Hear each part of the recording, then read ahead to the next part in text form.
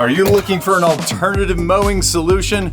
Well, today we're going to be reviewing and unboxing the Mowrator S1 Standard. This is a paid sponsored review so I can show you the capabilities of the Mowrator. Let's get to the unboxing.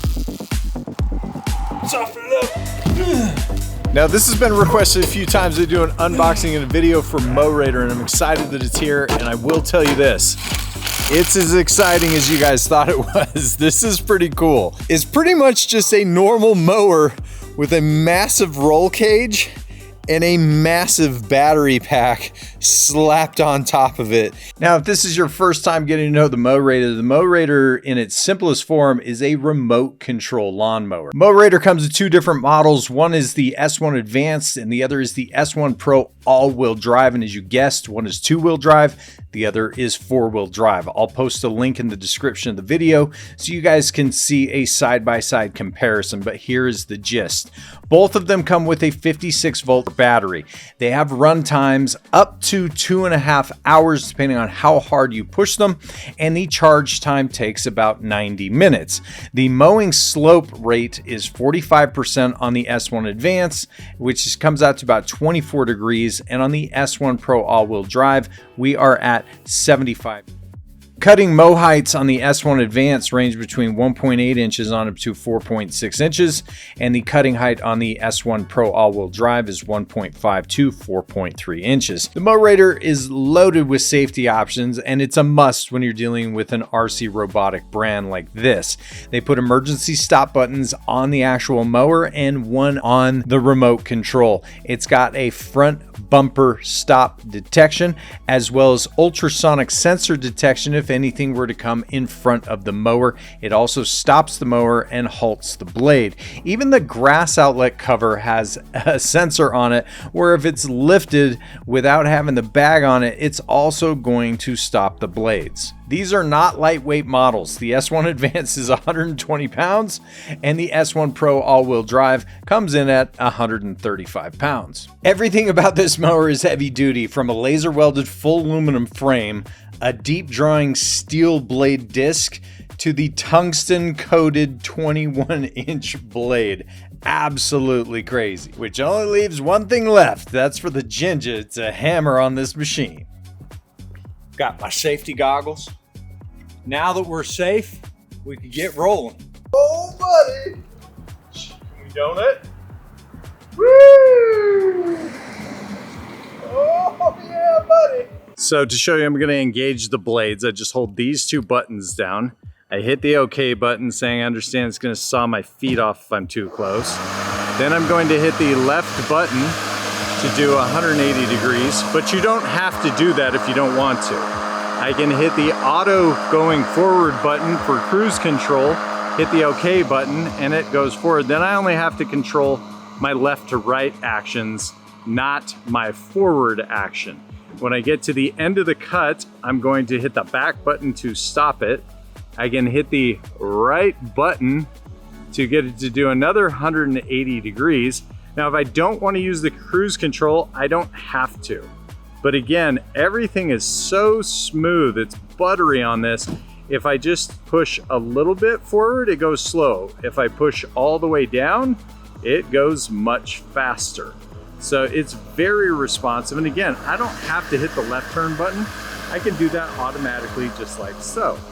But these controllers make this thing so addictively fun. And if I want to make the mower dance, I can make him dance. If I want to make him plie, I can make him plie. Yes, sir, I can do whatever I want. If I want to do circles in my lawn, or I want to do an S shape, I can do an S shape in my lawn and you can't stop me. Now, I've spent the last 10 days just hammering on this Mowrator. But right off the bat, out of the box, I took it to a 1.5 acre field and I mowed 30,000 square feet of the thickest tall fescue that I could find that ranged between 8 inches on up to 14 inches in height, and it was full of Canadian thistle. I had a ton of undulations, meaning pitted areas. I had a lot of areas that were trenches and a ton of molehills. and I really put this thing to the test. Now, a couple of things about the design that they were really smart about. The bumper in the front is a bump sensor. It helps lay over the grass. So I just completed mowing about, I don't know, 5,000-6,000 square feet of grass with the Mowrator, and I pushed this thing hard. I mean, considering this is the 2-wheel drive, not the 4-wheel drive, pretty impressed. The suspension, it moves up and down the way that it's supposed to. I had a few times where I've high centered a little bit, to be expected, especially when you have undulations and then uprises that I can't see that are almost 2 feet tall. So granted, the height of cut on this thing is about, I have it about 4 inches. So the clearance doesn't allow for some of these molehills and some of the dips.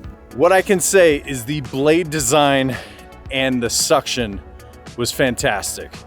This blade, I don't know how they're manufacturing it, but that thing, it's built like an eco blade, but it also sucks like a high lift blade. Been very happy with it. Cuts have been very clean. It was cutting through Canadian thistle that is at least 8 months old. Now, I did have problems if the bump sensor hit, wasn't going to be able to go over it because it was too thick. But if I took it in strides and just overlap my passes, I would go over it no problem. The other thing they're marketing is the Mowrator is capable of going up a 24-degree slope. And indeed, 0 problems going up or down a 24-degree slope. Now, again, as a friendly reminder, I'm using the 2-wheel drive, not the 4-wheel drive model. So let's talk about the 2-wheel drive versus the all-wheel drive model. My personal preference is if you do not have anything close to like a 25-degree slope, which is actually pretty steep, I definitely would do the 2-wheel over the 4-wheel, because having those caster wheels on the front is going to be far less invasive when you are turning than the 4-wheel drive model, because each individual motor has to turn. And I find that it will potentially dig ruts into the grass, and it becomes a pain in the end because you have to fix all that if you're running the same patterns all the time. Moving on to the build quality. It can handle taking a beating. When I mowed that 30,000 square feet of grass, the amount of bumps and everything that this thing goes over and it takes and it has to traverse, it was staggering. And I had 0 issues with the machine faulting. I had 0 breakdowns. I had no problem with the battery overheating. And the adjustable suspension, it was fun to watch. When it comes to the battery, I was very impressed. Keep in mind, for the majority of the testing, I was going through 12 inches of grass, bringing it down to about 2.5 to 3 inches. So I was exceeding the maintenance recommendations. And I still got somewhere between 1.5 hours to 2 hours of direct battery usage. I was cutting somewhere around 12 to 15,000 square feet per charge. On the maintenance though, you are going to be able to mow somewhere around 20,000 square feet because your battery usage is just that much less. It's just when you're going through that thick stuff, turning is a little bit slower, and it has to push the grass over, so you're using more battery power. I would say that when it comes to charging the battery, they have under-marketed it. It was taking about 1 hour to 1 hour and 10 minutes on average when I was charging the battery, and I believe that they're saying it takes 90 minutes. That they do supply you with a removable battery, and this is awesome. I'm just praying that they're going to have a package where you can buy multiple batteries, so you can have one charging, one use. You really only need 2 because it charges that fast. I was really impressed. And the design of where they put a fan underneath the battery to push away the heat, I have little no doubts on the longevity of this battery. It should last for a very long time. So the other aspect of it being battery powered is, does it have as much power as a gas powered machine?